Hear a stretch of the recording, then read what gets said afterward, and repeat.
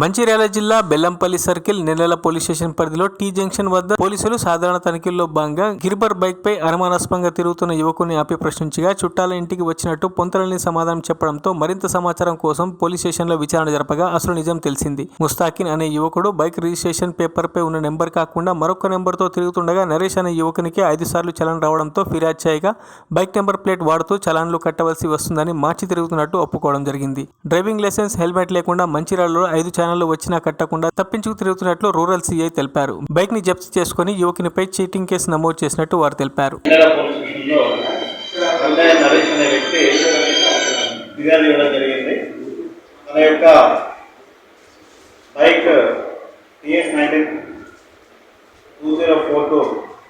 Bike మీద మనకి ఈ చలానా పడితే అది వెళ్ళమని చెప్పేసి తీసేవాళ్ళకి వెళ్తే ఒకటి కాదు 6 ఈచలాలు తీసుకున్నాయని చెప్పేసి తీసేవాళ్ళని తెలపడం జరిగింది.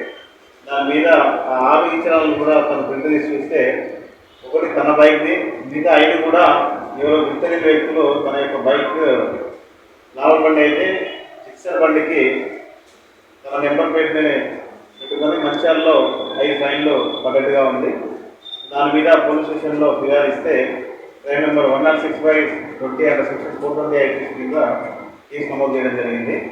దాని ఇన్వెస్టిగేషన్లో భాగంగా ఈరోజు నిన్నెల ఎస్ఐ గారు ఉదయం 8 గంటల ప్రాంతంలో వెహికల్ చెకింగ్ చేస్తూ ఉంటే నిన్నెల టీజంక్షన్ వద్ద ఎండి ముస్తాక్ సన్నాం అబ్దుల్ రషీద్ 24 ఇయర్స్ తన బీటెక్ కంప్లీట్ అయిపోయింది. మంచిర్యాల వాస్తవ్యుడు.